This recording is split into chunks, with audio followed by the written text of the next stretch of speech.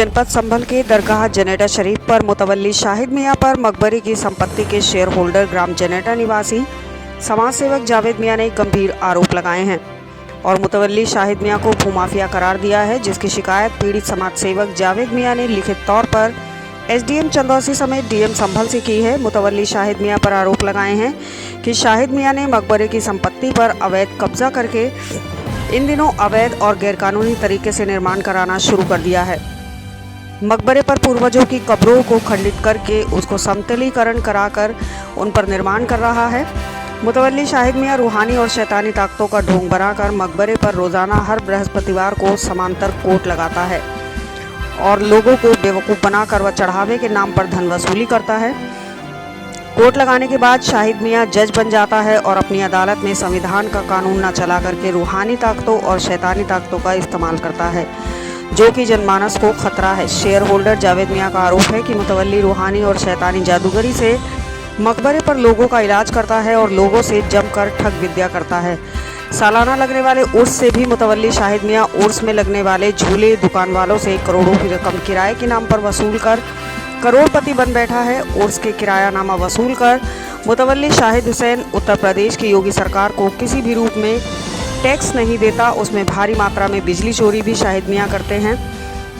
शाहिद मियां मकबरे और कब्रिस्तान की संपत्ति में एक अवैध रूप से फर्जी अस्पताल भी फर्जी डिग्रियों के सहारे संचालित किए हुए हैं और फर्जी मदरसा भी इन दिनों संचालित किए हुए हैं। मदरसा में शिक्षा लेने वाले बच्चे इस्लाम की शिक्षा के स्थान पर दूसरी शिक्षा लेने की चर्चा बनी हुई है।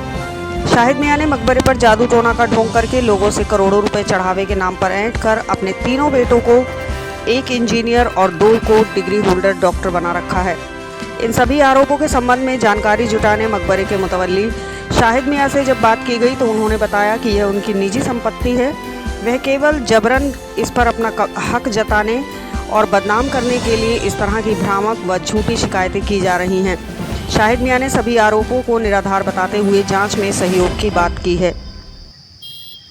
क्या वारदात हुई बताइए जरा। भैया जावेद मोहम्मद मेरा नाम है, मैं जनेटा रहता हूँ। ठीक है, जनेटा में जो शाहिद मियां है वो अवैध तरीके से वसूली करते हैं।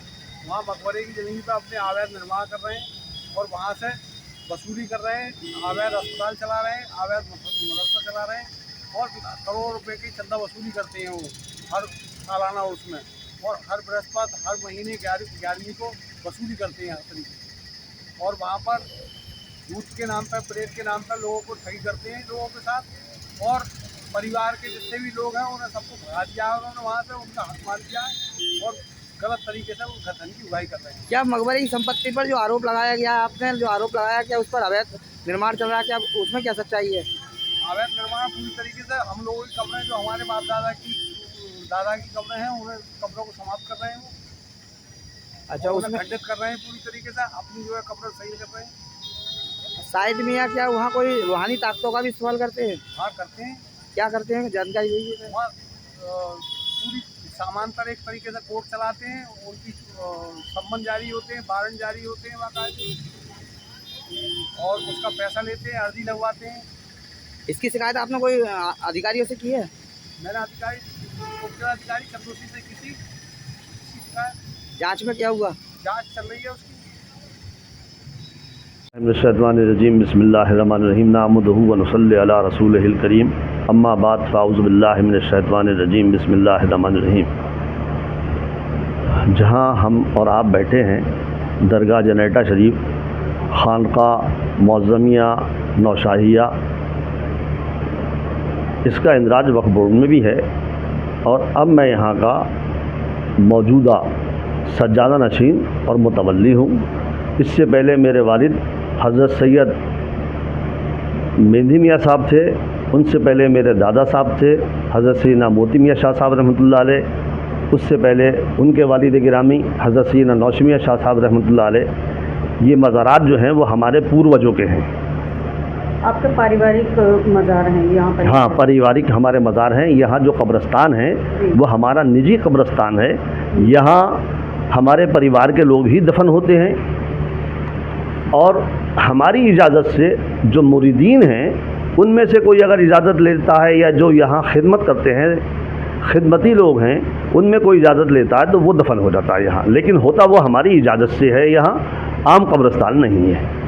कुछ लोगों ने ये शिकायत की है कि आप इस जगह पर जो है अपना कब्जा जता रहे हैं, अपने आप को यहाँ का मुतवल्ली और मालिक घोषित करने की कोशिश कर रहे हैं, उसके पास जबकि उसके इससे आपका कुछ भी कनेक्शन नहीं है। ये जगह जो है केवल मकबरा के नाम में है और उसके कागज़ भी मकबरे के नाम। ऐसा है कि हर साल मेरी तरफ से यहाँ से एडमिनिस्ट्रेशन को उर्स की इत्तला जाती है। हर महीने यहाँ 11वीं शरीफ होती है, उसकी जो सालाना बड़ी 11वीं होती है उसकी इत्तला हम भेजते हैं और गवर्नमेंट की तरफ से यहाँ जो है फोर्स वगैरह का इंतज़ाम किया जाता है ताकि अमन और शांति कायम रहे। उससे पहले हमारे वालिद मोहतरम थे, उससे पहले हमारे दादा साहब थे, उससे पहले हमारे परदादा साहब थे, ये सिलसिला चला आ रहा है।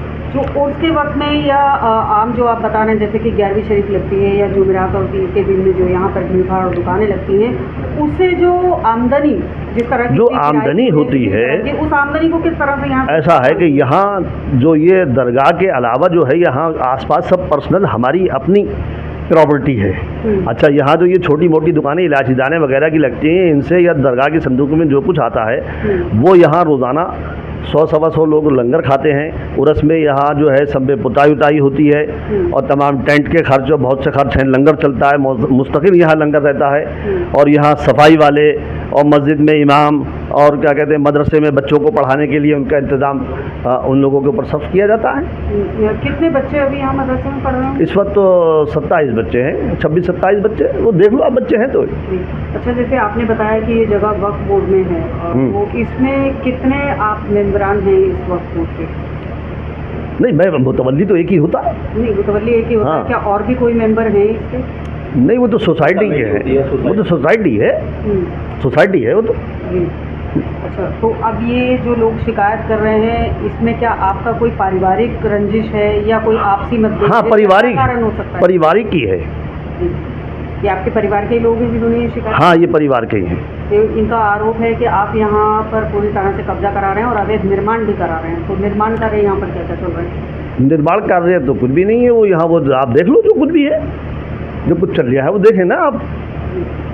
भाई कई कोठरी के अंदर थोड़ी निर्माण हो रहा है, वो आप देखें जो निर्माण हो रहा है, वो जो पुरानी चीज़ की मरम्मत हो रही है। इस प्रकरण में जांच भी हो रही है। आपने भी बताया कि कल भी कुछ लोग यहाँ जांच। हाँ, उनको हमने सब उनको डॉक्यूमेंट्स दिखा दिए, उनको समझा दिया, बता दिया। पूरी तरह से संतुष्ट होकर? हाँ, वो पूरी संतुष्ट हो गए। आप उनसे मालूम कर लें। अब क्या कहना चाहते हैं आप इस बारे में कि इस तरह की जो शिकायत हो रही है आपके ऊपर, इस तरह से आरोप लगाए? ऐसा है कि आरोप तो किसी के खिलाफ भी कोई लगा सकता है।